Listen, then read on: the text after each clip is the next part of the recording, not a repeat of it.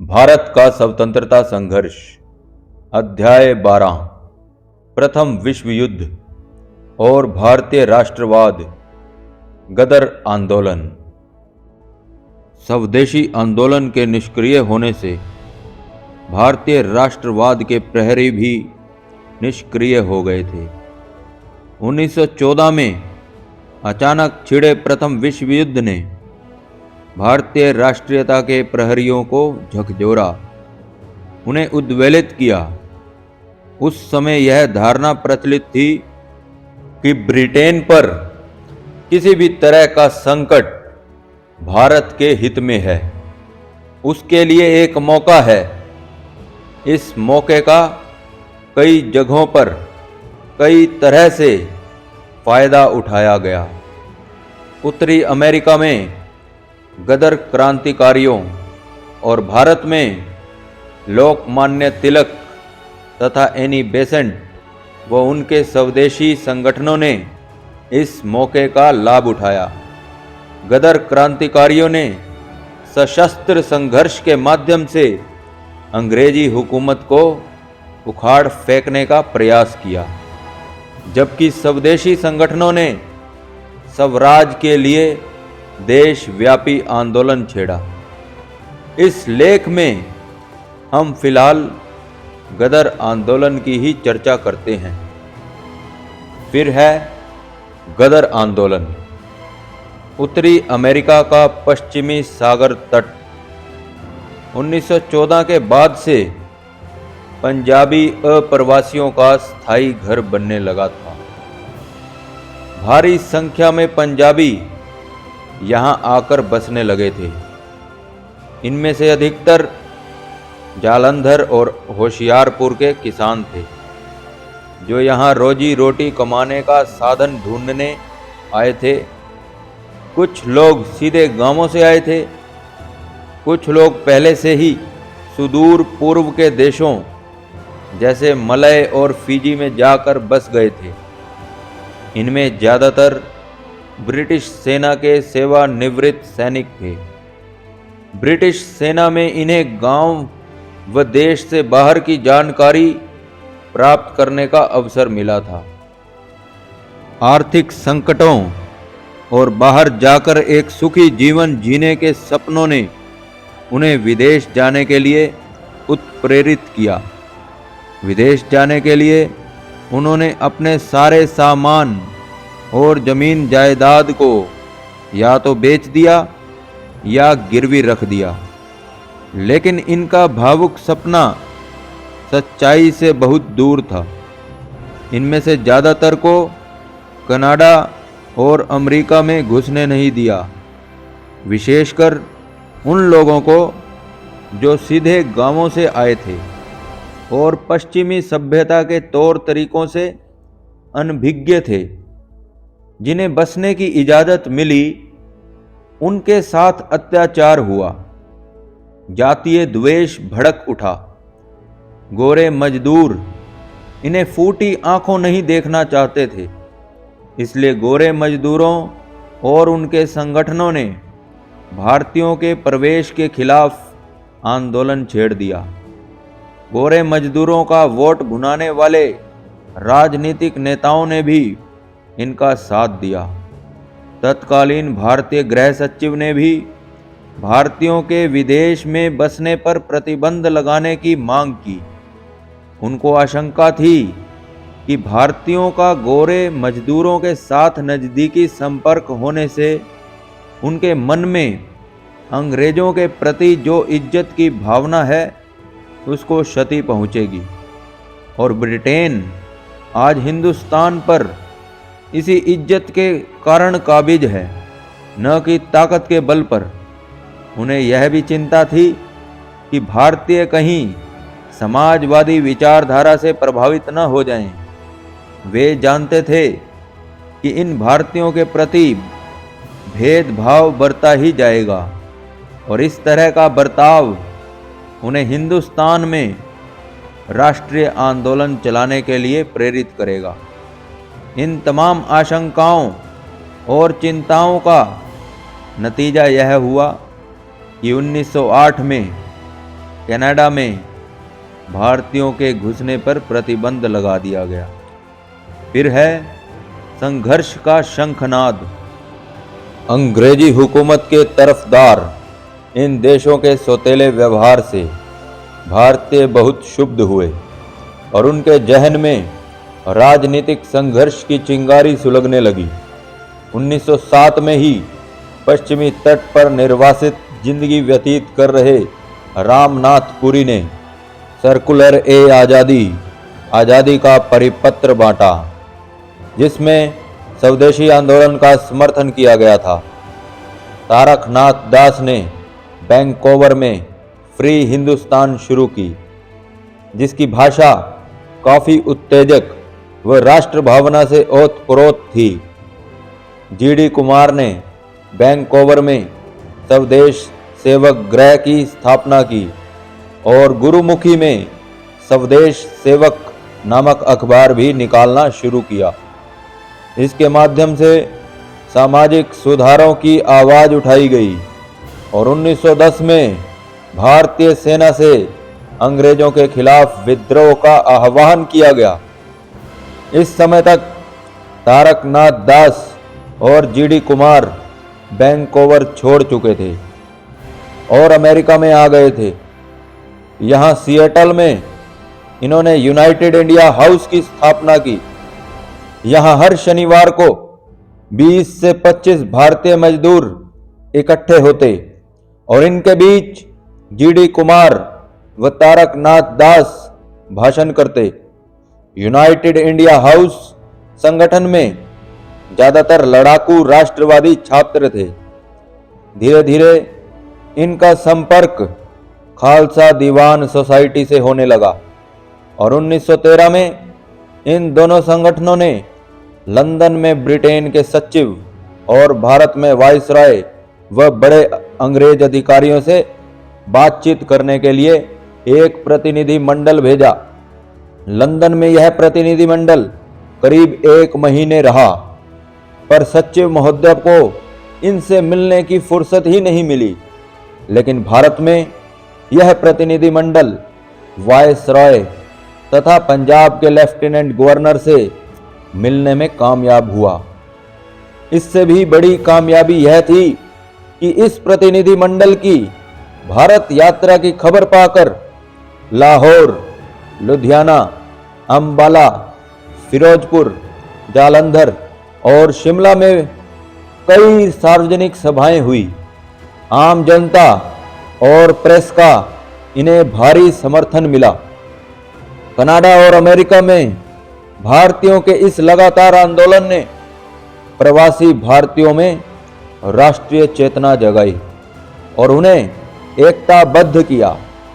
भारतीयों के खिलाफ विदेशों के कड़े आप्रवासी कानूनों को बदलवाने के लिए इस प्रतिनिधि मंडल ने ब्रिटिश और भारतीय सरकार की मदद लेनी चाहिए, पर ये सरकारें राजी न हुई। इससे भारतीय और भी क्षुब्ध हुए और अंग्रेजी हुकूमत के खिलाफ आज़ादी की जमीन तैयार होने लगी।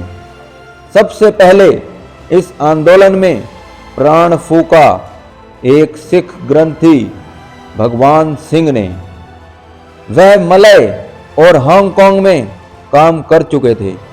वैंकूवर में 1913 के शुरू में उन्होंने अंग्रेजी हुकूमत के खिलाफ हथियार उठाने और उसे उखाड़ फेंकने का आह्वान किया और जनता से अपील की कि वह वंदे मातरम को क्रांतिकारी सलाम माने। लेकिन वह कनाडा में केवल 3 ही महीने रह पाए कि सरकार ने उन्हें निकाल दिया। फिर है अमेरिका केंद्र बना। इसके बाद अमेरिका राजनीतिक गतिविधियों का केंद्र बन गया। यहाँ राजनीतिक माहौल जरा ज़्यादा हुआ था। यहाँ सबसे महत्वपूर्ण भूमिका निभाई लाला हरदयाल ने, जो अमेरिका में राजनीतिक निर्वास का जीवन व्यतीत कर रहे थे। हरदयाल अप्रैल 1911 में कैलिफोर्निया पहुंचे। थोड़े दिनों तक स्टैनफोर्ड यूनिवर्सिटी में अध्यापन कार्य किया और जल्दी ही राजनीतिक गतिविधियों में शरीक हो गए। 1912 के गर्मी के मौसम में वह अमेरिकी बुद्धिजीवियों, मजदूरों एवं उग्रवादियों के विभिन्न संगठनों में घूम घूम कर अराजकतावादी व श्रमिक संघवादी आंदोलन पर भाषण देते रहे। उन्होंने आप्रवासी कानून से भारतीयों को होने वाली कठिनाइयों पर विशेष ध्यान नहीं दिया, लेकिन भारत के वायसराय लॉर्ड हार्डिंग पर 23 दिसंबर को दिल्ली में हुए हमले ने उनके भीतर छिपी क्रांतिकारी भावना को जगाया। उन्हें फिर यह भरोसा हो गया कि हथियार बंद क्रांति से अंग्रेजी हुकूमत का तख्ता पलटा जा सकता है। उन्होंने एक पर्चा युगांतर जारी किया जिसमें हार्डिंग पर हमले को उचित ठहराया गया था। इसी बीच पश्चिमी अमेरिकी तट पर बसे भारतीय किसी नेता की तलाश में थे। उन्होंने 1907 में पंजाब आंदोलन के लिए मशहूर अजीत सिंह को निमंत्रित करने पर विचार भी किया था, लेकिन उन्हें वहीं अपना नेता मिल गया। लाला हरदयाल इसके लिए तैयार भी हो गए।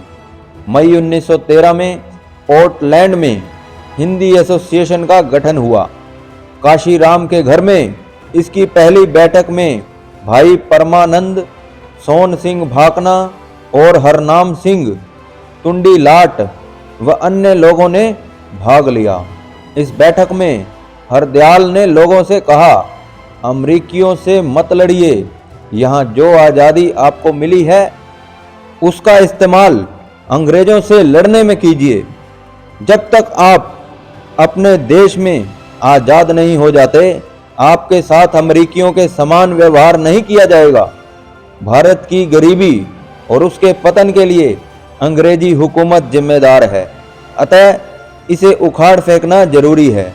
यह काम प्रार्थना पत्रों से नहीं, सशस्त्र विद्रोह से ही संभव है। इस संदेश को घर घर पहुंचाइए। भारतीय सैनिकों को विद्रोह के लिए तैयार कीजिए। आप सब लोग भारत जाइए और जनता का समर्थन प्राप्त कीजिए। लाला हरदयाल की यह अपील लोगों ने तुरंत मान ली। फौरन एक समिति का गठन किया गया और एक साप्ताहिक अखबार गदर निकालने तथा इसे मुफ्त में बांटने का निर्णय किया गया। सैन फ्रांसिस्को में युगांतर आश्रम नाम से एक मुख्यालय खोलने का भी निर्णय किया गया। पोर्टलैंड की पहली बैठक के निर्णयों को मंजूरी देने के लिए अनेक नगरों और कस्बों में कई बैठकें आयोजित की गई और अंत में इन बैठकों के प्रतिनिधि एस्टोरिया में मिले और पोर्टलैंड में किए गए सभी निर्णयों को अपनी मंजूरी दी। इस प्रकार गदर आंदोलन शुरू हो गया। आंदोलनकारियों ने बड़े पैमाने पर प्रचार कार्य शुरू किया। खेतों और कारखानों में जाकर अप्रवासी भारतीयों से संपर्क करने लगे। ज्यादातर अप्रवासी पंजाबी कारखानों में नौकरी और खेती करते थे। युगांतर आश्रम राजनीतिक कार्यकर्ताओं का मुख्यालय, उनका घर और शरण स्थली बन गया। 1 नवंबर 1913 को गदर का पहला अंक प्रकाशित हुआ। यह उर्दू में था। 9 दिसंबर से यह गुरमुखी में भी छपने लगा। फिर है अंग्रेजी हुकूमत का कच्चा चिट्ठा। अखबार का नाम जानकर ही लोग समझ सकते थे कि इसका मकसद क्या है। किसी को यदि कोई आशंका रही होगी तो वह अखबार के नाम के साथ लिखी यह पंक्ति अंग्रेजी राज का दुश्मन पढ़ने से खत्म हो गई होगी। हर अंक के पहले पृष्ठ पर छपता था अंग्रेजी राज का कच्चा चिट्ठा। यह 14 सूत्रीय कच्चा चिट्ठा था जो अंग्रेजों के कुशासन का उदाहरण देता था, जैसे अंग्रेजों द्वारा भारतीय संपदा की लूट, भारत में प्रति व्यक्ति औसत आय का कम होना, भू राजस्व बढ़ाते जाना, स्वास्थ्य पर खर्च का बजट कम और सेना पर खर्च का बजट ज़्यादा, भारतीय उद्योग व कला का सत्यानाश, महामारी और प्लेग से लाखों भारतीयों की मौत, भारतीय करदाताओं के पैसे के बल पर अफगानिस्तान, बर्मा, मिस्र, फारस व चीन का अतिक्रमण, अंग्रेजों द्वारा अपना प्रभाव बढ़ाने के लिए भारत के विभिन्न राज्यों में आपसी मनमुटाव पैदा करना, भारतीयों की हत्या करने वाले व भारतीय महिलाओं को अपमानित करने वाले अंग्रेजी नागरिकों के प्रति सरकार का नरम व भेदभावपूर्ण रवैया, हिंदुओं और मुसलमानों से पैसा उगाह कर ईसाई धर्म प्रचारकों को देना व उन्हें प्रोत्साहित करना इत्यादि। अंग्रेजी हुकूमत के खिलाफ राष्ट्रीय आंदोलन को तेज करने के लिए ये बातें हर सप्ताह अखबार में छापी जाती। इस कच्चे चिट्ठे के आखिरी 2 सूत्र इन समस्याओं का समाधान बताते थे। पहला, भारत की आबादी 31 करोड़ है, 7 करोड़ भारतीय राज्यों की और 24 करोड़ ब्रिटिश इंडिया की, जबकि अंग्रेजों की कुल संख्या 1,18,562 है, जिनमें 79,614 अधिकारी व सैनिक हैं तथा 39,948 अन्य अंग्रेज शामिल हैं। दूसरा, 1857 के विद्रोह को 56 वर्ष बीत चुके हैं। अब दूसरे विद्रोह का वक्त आ गया है। यह कच्चा चिट्ठा बहुत ही सरल भाषा में लिखा जाता था और साथ ही सावरकर, तिलक, अरविंद घोष, मैडम कामा, श्यामाजी कृष्ण वर्मा, अजीत सिंह और सूफी अंबा प्रसाद के विचार व लेख छापे जाते थे, जो भारतीयों को संघर्ष की प्रेरणा देते थे। इसके अलावा अनुशीलन समिति, युगांतर और रूस के गुप्त संगठनों से प्रशंसनीय व साहसिक कार्यों की जानकारी भी दी जाती थी। लेकिन जनता को सबसे अधिक प्रभावित किया गदर में छपी कविताओं ने। बाद में गदर की गूंज नाम से इन कविताओं का एक संकलन प्रकाशित हुआ और इसे मुफ्त में बांटा गया। ये क्रांतिकारी कविताएं धर्मनिरपेक्षता से ओतप्रोत थी। बतौर उदाहरण एक कविता का भावार्थ था, हमें पंडितों और मुल्लाओं की जरूरत नहीं, भजन और प्रार्थनाओं की जरूरत नहीं, इससे हम भटक जाएंगे।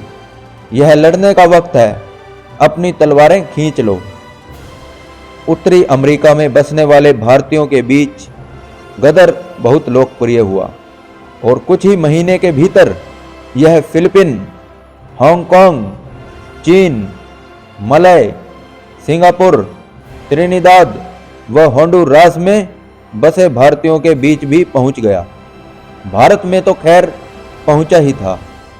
गजब का समर्थन मिला इस अखबार को। चर्चा और बहस का विषय हो गया यह अखबार। पंजाबी अप्रवासी जब भी कहीं इकट्ठे होते, गदर में छपी कविताओं, गीतों को गुनगुनाने लगते। धीरे धीरे सबके होठों पर आ गए ये गीत। गदर आंदोलन ने बहुत ही कम समय में पंजाबी अप्रवासियों को अपना समर्थक बना लिया। अब ये पंजाबी अंग्रेजी हुकूमत के वफादार सैनिक नहीं रहे। अब ये विद्रोही हो चुके थे, जिनका एक ही लक्ष्य था, हिंदुस्तान से अंग्रेजी हुकूमत को उखाड़ फेंकना। आंदोलनकारियों ने पंजाबियों को उनके गौरवमय अतीत की याद दिलाई, अंग्रेजी हुकूमत के प्रति वफादारी पर शर्मिंदा होने की बात कही, उनकी संघर्षशील एवं जुझारू परंपरा की उन्हें याद दिलाई। गदर का संदेश लोगों के दिलों तक पहुंचा और युवक संघर्ष के लिए मचलने लगे। इस प्रतिक्रिया को देख खुद लाला हरदयाल अचरज में पड़ गए। इससे पहले जब भी उनसे किसी ने पूछा कि हिंदुस्तान में क्रांतिकारी आंदोलन छेड़ने में अभी कितना समय लगेगा, तो वह कहते थे 10 साल या कुछ साल। उन्हें शायद मालूम न था कि गदर की अपीलें युवकों को अधीर बना देंगी। तरुणाई को 10 साल बहुत दिख रहे थे। नतीजा घटनाक्रमों ने अप्रत्याशित मोड़ लिया। गदर आंदोलन की भावी रणनीति को 3 घटनाओं ने बहुत प्रभावित किया। हरदयाल की गिरफ्तारी, कामागाटा मारू कांड और प्रथम विश्व युद्ध का आरंभ। हरदयाल को अराजकतावादी गतिविधियों के आरोप में 25 मार्च 1914 को गिरफ्तार कर लिया गया।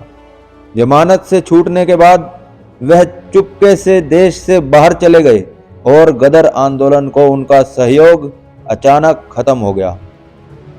फिर है कामागाटा मारू प्रकरण। इसी बीच 1914 में कामागाटा मारू प्रकरण हुआ। कनाडा सरकार ने भारतीयों के अपने यहां प्रवेश पर लगभग प्रतिबंध लगा दिया था। एक ऐसा अप्रवासी कानून बना था जिसके तहत केवल वही भारतीय कनाडा जा सकता था जो भारत से सीधे कनाडा आया हो। यह बहुत ही सख्त कानून था, क्योंकि उन दिनों ऐसी कोई नौ परिवहन व्यवस्था नहीं थी जो इस तरह के जल मार्ग से किसी को कनाडा पहुंचाती। लेकिन नवंबर 1913 में कनाडा की सुप्रीम कोर्ट ने ऐसे 35 भारतीयों को कनाडा में प्रवेश की इजाज़त दे दी जो लगातार यात्रा करके नहीं आए थे। अदालत के इस फैसले से उत्साहित होकर सिंगापुर में ठेकेदारी का काम कर रहे एक भारतीय नागरिक गुरदीत सिंह ने किराए पर एक जहाज लेकर दक्षिण व पूर्व एशिया में इधर उधर रह रहे भारतीय नागरिकों को लेकर वैंकूवर जाने का फैसला किया। 376 यात्रियों से लदा कामागाटा मारू जहाज वैंकूवर की ओर चल पड़ा। याकोहामा जापान में गदर क्रांतिकारी इन यात्रियों से मिले, भाषण दिए और पर्चे बांटे। पंजाब प्रेस ने चेतावनी दी कि यदि इन भारतीयों को कनाडा में प्रवेश की अनुमति नहीं मिली तो इसके गंभीर परिणाम होंगे। वैंकूवर में कुछ अखबारों ने इसे कनाडा का अतिक्रमण बताया। इसी बीच कनाडा सरकार ने अप्रवासी कानून की उन खामियों को दूर कर लिया जिसके चलते अदालत ने 35 भारतीयों को कनाडा में प्रवेश की इजाज़त दी थी। इस तरह संघर्ष की रूपरेखा तैयार कर ली गई थी। जहाज अब वैंकूवर के पास पहुंचा तो इसे बंदरगाह से दूर ही रोक दिया गया और पुलिस ने घेराबंदी कर ली। यात्रियों के अधिकारों के लिए लड़ने के उद्देश्य से हुसैन रहीम, सोहन लाल पाठक और बलवंत सिंह के नेतृत्व में शोर कमेटी यानी तटीय समिति गठित की गई। चंदा इकट्ठा किया जाने लगा और विरोध में बैठकें होने लगी। भारत में अंग्रेजी हुकूमत के नेतृत्व के खिलाफ विद्रोह की धमकी दी गई। अमेरिका में भी भगवान सिंह, बरकतुल्लाह, रामचंद्र और सोहन सिंह के नेतृत्व में प्रभावी आंदोलन छेड़ा गया और भारतीयों से विद्रोह के लिए तैयार होने को कहा गया। लेकिन कनाडा सरकार पर इसका असर न हुआ और कामागाटा मारू को कनाडा की जल सीमा से बाहर कर दिया गया। जब तक यह याकोहामा पहुंचता प्रथम विश्व युद्ध छिड़ गया। अंग्रेजी हुकूमत ने आदेश दिया कि जहाज को सीधे कलकत्ता लाया जाए और किसी भी यात्री को कहीं भी उतरने न दिया जाए, वहां भी नहीं जहां से ये लोग चढ़े थे। यह जहाज जिस जिस बंदरगाह से होकर गुजरता, अंग्रेजी हुकूमत के खिलाफ भारतीय जनता के मन में नफरत की आग सुलगती। इसी तरह जहाज जब कलकत्ते के पास बजबज पहुंचा तो पुलिस को देखकर पहले से ही परेशान और क्षुब्ध यात्री अपने क्रोध पर काबू न पा सके और पुलिस से जमकर संघर्ष हुआ। 18 यात्री मारे गए, 202 जेल भेज दिए गए और कुछ निकल भागने में कामयाब रहे। तीसरी और सबसे महत्वपूर्ण घटना जिसने गदर आंदोलन को हवा दी वह थी प्रथम विश्व युद्ध की शुरुआत। आंदोलनकारियों के लिए यह एक मौका था। इस मौके को वे यूं ही हाथ से नहीं जाने देना चाहते थे। हालांकि इसके लिए वे पूरी तरह तैयार नहीं थे। आनन फानन में बड़े नेताओं की एक बैठक बुलाई गई जिसमें निर्णय किया गया कि इस मौके का लाभ उठाया जाए। लोगों ने कहा कि कुछ न करने से कुछ करते हुए मर जाना ही बेहतर है। सबसे बड़ी समस्या थी हथियारों की कमी। फैसला किया गया कि हिंदुस्तान में जाकर भारतीय सैनिकों से मदद ली जाए। गदर पार्टी ने ऐलान जंग युद्ध की घोषणा कर दी। पर्चे बांटे गए। मोहम्मद बरकतुल्ला, रामचंद्र और भगवान सिंह ने प्रवासी भारतीयों के बीच जा जाकर सभाएं की और उनसे हिंदुस्तान जाकर सशस्त्र विद्रोह करने का अनुरोध किया। जापान, फिलीपीन, चीन, हांगकांग, मलय, सिंगापुर व बर्मा में रहने वाले भारतीयों को भी समझा बुझाकर भारत भेजने के लिए कई नेता इन देशों में भेजे गए। कुछ अति उग्रपंथी नेता जैसे करतार सिंह सराभा व रघुवीर दयाल गुप्त पहले ही भारत के लिए रवाना हो चुके थे। यह वही करतार सिंह सराभा थे जिन्हें बाद में गदर षड्यंत्र में शामिल होने के आरोप में फांसी दे दी गई थी। गदर आंदोलनकारियों को कुचलने के लिए अंग्रेजी हुकूमत ने कमर कस ली थी। जैसे ही प्रवासी भारतीय हिंदुस्तान में दाखिल होते, इनकी पूरी जांच पड़ताल की जाती। जिनसे कोई खतरा नहीं दिखता उन्हें छोड़ दिया जाता। जिनसे जरा कम खतरा दिखाई देता उन्हें इस आदेश के साथ छोड़ा जाता कि वे अपने गांव छोड़कर कहीं नहीं जाएंगे। हुकूमत ने जिन्हें बहुत खतरनाक समझा उन्हें गिरफ्तार कर लिया। कुछ खतरनाक लोग बच निकले और पंजाब पहुंच गए। विद्रोही गतिविधियों में संलग्न हो गए। अनुमान है कि लगभग 8,000 प्रवासी भारतीय स्वदेश लौटे, जिनमें से 5,000 को तो अपने अपने घर जाने दिया गया। 1,500 लोगों पर कड़ी निगाह रखी जाने लगी। फरवरी 1915 तक 199 व्यक्ति नजरबंद किए गए और 704 व्यक्तियों को अपने ही गांव में रहने का आदेश दिया गया। श्रीलंका और दक्षिण भारत के रास्ते से आने वाले तमाम लोग प्रशासन को चकमा देकर पंजाब पहुंच गए। लेकिन 1914 का पंजाब वैसा नहीं था जैसा गदर क्रांतिकारियों ने सोचा था। पंजाबी गदर क्रांतिकारियों का साथ देने को कतई तैयार नहीं थे। विदेश से आए भारतीय क्रांतिकारियों ने इन्हें अपने साथ लेने की बड़ी कोशिशें की, पर कामयाब न हुए। गांव गांव घूमे, जनसभाएं की, पर सब बेकार। अंग्रेजी हुकूमत के प्रबल समर्थक प्रमुख खालसा दीवान ने इन क्रांतिकारियों को पतित व अपराधी सिख घोषित किया और इनके दमन में अंग्रेजी हुकूमत का पूरा साथ दिया। फिर है तलाश नेतृत्व की। जनता के इस व्यवहार से क्षुब्ध गदर आंदोलनकारी अब भारतीय सैनिकों का समर्थन प्राप्त करने की कोशिशें करने लगे। नवंबर 1914 में अंग्रेजी हुकूमत के खिलाफ सैनिक विद्रोह के कई प्रयास किए गए, लेकिन किसी संगठित नेतृत्व और केंद्रीय नियंत्रण के अभाव में ये तमाम प्रयास विफल हो गए। अब नेता की तलाश होने लगी। बंगाली क्रांतिकारियों से संपर्क किया जाने लगा और अंततः शचीन्द्र नाथ सान्याल और विष्णु पिंगले के प्रयासों से सफलता मिली। वायसराय हार्डिंग पर बम फेंकने के लिए मशहूर क्रांतिकारी रास बिहारी बोस ने नेतृत्व संभालना स्वीकार कर लिया और जनवरी 1915 में वह पंजाब पहुंच गए। बोस ने एक संगठन का प्रारूप तैयार किया। लोगों को देश की अनेक सैनिक छावनियों से संपर्क करने के लिए भेजा गया और 11 फरवरी को अपनी रिपोर्ट देने को कहा गया। रिपोर्ट काफ़ी उत्साहजनक थी। इसके आधार पर सैनिक विद्रोह के लिए 21 फरवरी की तारीख निश्चित की गई।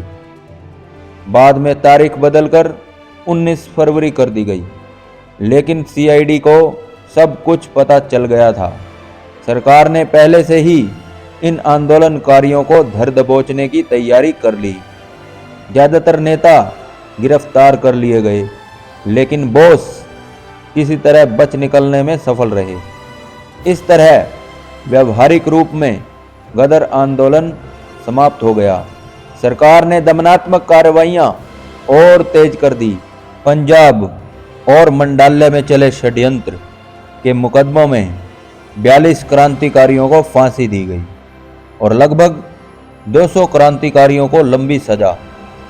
इस तरह पंजाब के समूचे राष्ट्रीय नेतृत्व का एक तरह से गला घोंट दिया गया। बर्लिन में बसे कुछ भारतीय आंदोलनकारी, जिनका संपर्क अमेरिका में गदर क्रांतिकारी रामचंद्र से था, जर्मनी की मदद से विदेशों में तैनात भारतीय सैनिकों से संपर्क करने और उन्हें विद्रोह के लिए तैयार करने की कोशिश करने लगे। राजा महेंद्र प्रताप और बरकतुल्ला ने अफगानिस्तान के अमीर की मदद लेने की कोशिश की और काबुल में एक अंतरिम सरकार भी गठित कर ली, लेकिन इस तरह की तमाम कोशिशों का कोई खास नतीजा नहीं निकला और सशस्त्र विद्रोह के बल पर अंग्रेजी हुकूमत को उखाड़ फेंकने का लक्ष्य पूरा न हो सका। लेकिन इसका अर्थ यह नहीं कि गदर आंदोलन निरर्थक था या वह पूरी तरह असफल रहा। केवल लक्ष्य को पैमाना मानकर ही किसी आंदोलन की सफलता या विफलता आंकना गलत है। सफलता या विफलता का पैमाना है तत्कालीन समाज की राजनीतिक चेतना की बढ़त, संघर्ष के लिए नई रणनीतियों और तरीकों का विकास और प्रयोग, और इसके अलावा संघर्ष, धर्मनिरपेक्षता, लोकतंत्र व समानता की परंपराओं की रचना और पुष्टि। यदि इन मुद्दों पर इस आंदोलन को तोला जाए तो यह कहना पड़ेगा कि भारत की आज़ादी की लड़ाई में गदर आंदोलन की भूमिका व उसकी उपलब्धि सराहनीय थी। गदर आंदोलन की सबसे बड़ी विशेषता तो यह है कि इसने उपनिवेशवाद के खिलाफ वैचारिक संघर्ष छेड़ा। शुरुआती दौर के राष्ट्रवादी नेताओं ने अंग्रेजी हुकूमत के औपनिवेशिक चरित्र का जो विश्लेषण और पर्दाफाश किया था और जो शायद उनकी पीढ़ी का सबसे बहुमूल्य और स्थायी योगदान था, उसे गदर अखबार ने ही सीधी सीधी परंतु प्रभावशाली भाषा में भारतीय अप्रवासी जनसमूह तक पहुंचाया। इस व्यापक प्रचार के प्रयास के फलस्वरूप ही ऐसे उत्साही राष्ट्रवादियों का आविर्भाव हुआ जो देश के लिए सब कुछ न्योछावर करने को तैयार थे। फिर है धर्मनिरपेक्ष चरित्र। गदर आंदोलन के ज्यादातर नेता व कार्यकर्ता सिख थे, लेकिन अखबार व गदर की गूंज कविता संग्रह ने जिस विचारधारा का प्रचार किया उसका चरित्र मूलतः धर्मनिरपेक्ष था। क्रांतिकारियों को धार्मिक भावनाओं में बहने से मना किया जाता था। उस जमाने में विभिन्न धर्मों वर्गों के लोगों को संकीर्ण मानसिकता से दूर रखना और एक मंच पर लाकर संघर्ष के लिए तैयार करना बहुत बड़ा काम था और एक महान उपलब्धि थी। लाला हरदयाल, रामचंद्र व कई अन्य लोग हिंदू थे, बरकतुल्ला मुसलमान थे और रास बिहारी बोस बंगाली हिंदू। लेकिन इन आंदोलनकारी नेताओं ने पंजाबी नागरिकों में हमेशा धर्मनिरपेक्षता की भावना भरने का प्रयास किया। इसका एक उदाहरण उस जमाने में पंजाब में तुर्कशाही शब्द प्रचलित था, जो दमन और अत्याचार का पर्याय माना जाता था। आंदोलनकारियों ने पंजाबियों से अपील की कि वे इसका इस्तेमाल न करें, गलत अर्थ न लगाएं और मुसलमानों को अपना भाई समझें, क्योंकि इन लोगों ने आज़ादी की लड़ाई में हमारा साथ दिया है। इसी तरह पंजाब में भी वंदे मातरम को ही आज़ादी का सलाम माना गया। सत श्री अकाल जैसे धार्मिक नारों को आज़ादी से नहीं जोड़ा गया। गदर क्रांतिकारियों में किसी तरह की क्षेत्रीय भावना भी नहीं थी। लोकमान्य तिलक, अरविंद घोष, खुदीराम बोस, कन्हई लाल दत्त व सावरकर जैसे क्रांतिकारी नेता गदर आंदोलनकारियों के आदर्श थे। 1915 में सभी आंदोलनकारियों ने सर्वसम्मति से रास बिहारी बोस को अपना नेता माना था। गदर आंदोलनकारियों ने पंजाबियों का समर्थन जुटाने के लिए कभी भी सिखों या पंजाबियों के धर्म गुरुओं का गुणगान नहीं किया। उल्टे उन्होंने 1857 के विद्रोह के दौरान पंजाबियों द्वारा अंग्रेजी हुकूमत के प्रति वफादारी जताने की निंदा की। इसी तरह ब्रिटिश इंडियन आर्मी में सिखों की बहुतायत को बहादुरी की परंपरा यानी मार्शल ट्रेडिशन नहीं कहा गया, हालांकि बाद में यही माना जाने लगा। गदर आंदोलनकारियों ने इसे शर्म की बात कहा और सिख सैनिकों से बगावत की अपील की। सोहन सिंह भकना, जिन्होंने गदर आंदोलन में महत्वपूर्ण भूमिका निभाई और जो बाद में एक प्रमुख किसान और कम्युनिस्ट नेता बने, उस समय को याद करते हुए कहते हैं, हम सिख या पंजाबी नहीं थे, हमारा धर्म था देशभक्ति। गदर आंदोलन की विचारधारा की दूसरी विशेषता थी इसका लोकतांत्रिक व समतावादी चरित्र। गदर आंदोलन के नेताओं ने स्पष्ट रूप से घोषणा की थी कि उनका उद्देश्य एक आज़ाद भारतीय गणतंत्र की स्थापना करना है। लाला हरदयाल अराजकतावादी, श्रमिक संघवादी और कुछ हद तक समाजवादी विचारधारा से पहले से ही प्रभावित थे। उन्होंने अपनी समतावादी विचारधारा को गदर आंदोलन से भी जोड़ा। शायद इसी का प्रभाव था कि अनेक गदर क्रांतिकारी आने वाले वर्षों में किसान नेता व कम्युनिस्ट बन गए। लाला हरदयाल का एक और महत्वपूर्ण योगदान यह था कि उन्होंने गदर क्रांतिकारियों को अंतर्राष्ट्रीय दृष्टिकोण अपनाने को प्रेरित किया, उन्हें अंतर्राष्ट्रीय दृष्टि दी। उनके भाषणों और लेखों में आयरलैंड, मैक्सिको और रूसी क्रांतिकारियों का खूब जिक्र होता। इसी तरह गदर आंदोलनकारियों की जो तस्वीर जनता के दिमाग में बनी, वह धर्मनिरपेक्ष, लोकतांत्रिक, समतावादी समाज के लिए लड़ने वाले व अंतर्राष्ट्रीय समझ रखने वाले देशभक्त योद्धा की तस्वीर थी। फिर है आंदोलन की खामियां। गदर आंदोलन की अपनी खामियां भी थी। किसी सशस्त्र विद्रोह के लिए कितनी तैयारी, कितना पैसा, कैसा संगठन चाहिए और कब कैसी रणनीति अपनाई जानी चाहिए, इसका ठीक ठीक अनुमान वे नहीं लगा सके। प्रथम विश्व युद्ध इतनी जल्दी छिड़ जाएगा, इसकी उन्हें आशंका नहीं थी। जैसे ही यह लड़ाई शुरू हुई, गदर आंदोलनकारी भी अंग्रेजी हुकूमत के खिलाफ मैदान में उतर पड़े। अपनी ताकत और संगठन का आंकलन भी नहीं किया। प्रवासी भारतीय तो गोरों की रंग भेद नीति के कारण परेशान थे ही। अंग्रेजी हुकूमत से उनकी नाराजगी स्वाभाविक थी। गदर आंदोलनकारी इन्हीं के बल पर संघर्ष में कूद गए। वह यह नहीं समझ पाए कि भारत की जनता को अंग्रेजों के खिलाफ खड़ा करने में कितना वक्त लगेगा।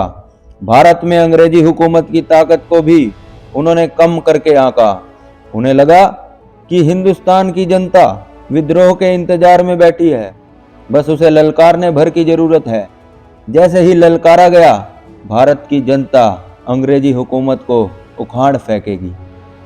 गदर आंदोलन ने किसी ऐसे नेतृत्व को भी जन्म नहीं दिया जो इसे निरंतरता प्रदान करता और विभिन्न पहलुओं में साम्य स्थापित करता। हरदयाल में कुशल नेतृत्व व संगठन की क्षमता नहीं थी। वह मूलतः एक प्रचारक व विचारक थे।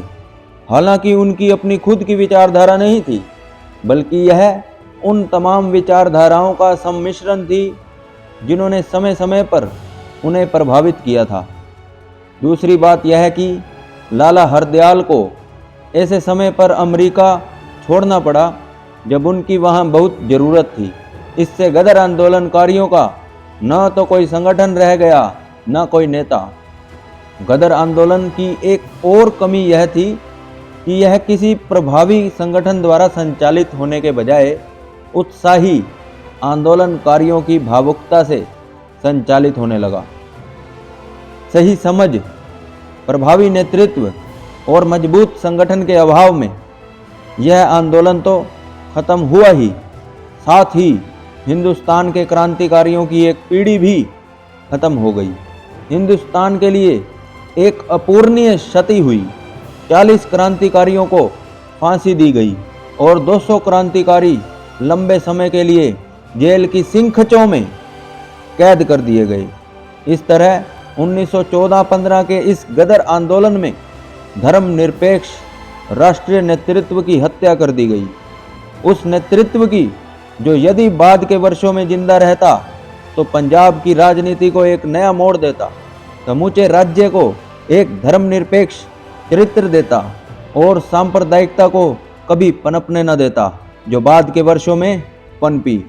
यह महज क्रांतिकारियों ने पंजाब के ग्रामीण क्षेत्रों में धर्मनिरपेक्ष राष्ट्रीय व किसान आंदोलन की नींव रखी थी।